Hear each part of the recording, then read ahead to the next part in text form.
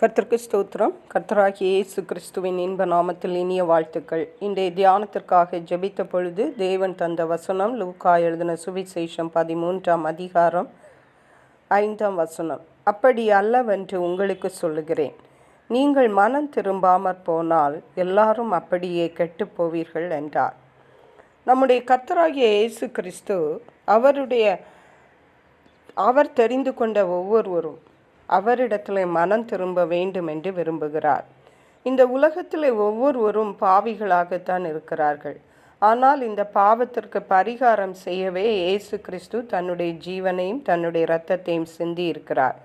இதை நாம் ஏற்றுக்கொண்டு இயேசு கிறிஸ்துவை நாம் சொந்த இரட்சகராக ஏற்றுக்கொள்ளும் பொழுது நாம் மனம் திரும்புகிற அனுபவத்தை பெறுவோம். இயேசு கிறிஸ்து மனித ரூபமாக இந்த உலகத்தில் இருந்த நாட்களில் நடந்த ஒரு சம்பவம், அதாவது சீலோவாமிலே கோபுரம் விழுந்து 18 பேர் மரித்து போனார்கள்.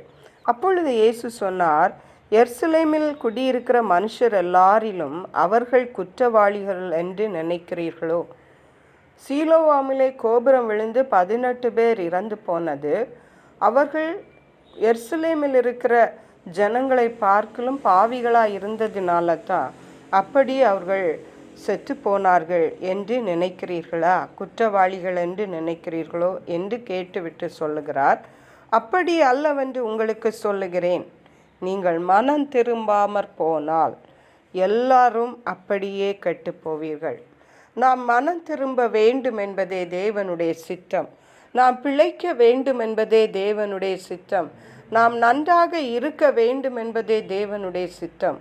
ஆனால் நாமோ மனம் திரும்பாமற் நமக்கேற்ற வழிகளை தெரிந்து கொண்டு நாம் நம்முடைய ஆசைகளை நிறைவேற்றி இந்த உலகத்துக்கு அடுத்த காரியங்களை பார்த்து நாம் கர்த்தரை விட்டு தூரம் போகிறவர்களாய் இருக்கிறோம்.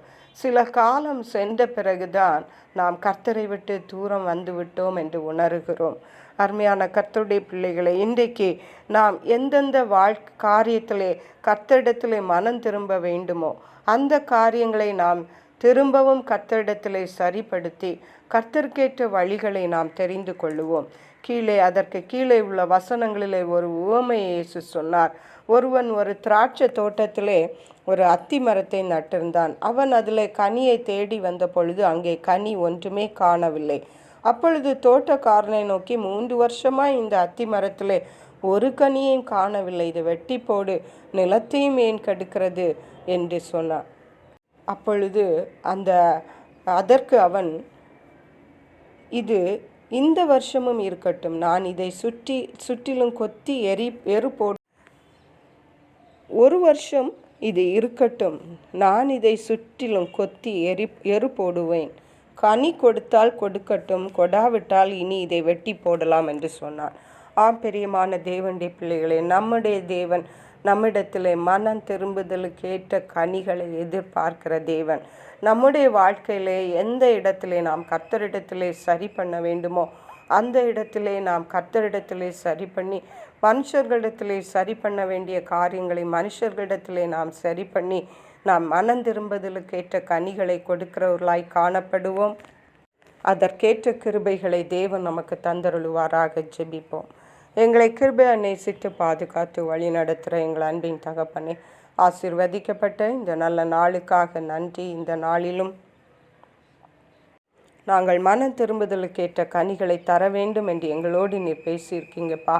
அவ்விதமான காரியங்கள், மனம் திரும்புதலுக்கேற்ற கனிகள் எங்களோட அனுதின வாழ்விலே காணப்பட தேவ ஆவியானவர் எங்களுக்கு உதவி செய்தருள வேண்டுமாறு ஜெபிக்கிறோம். நன்றி பரிசுத்த ஆவியானவரே, துதி கன மகிமை உமக்கே செலுத்துகிறோம்.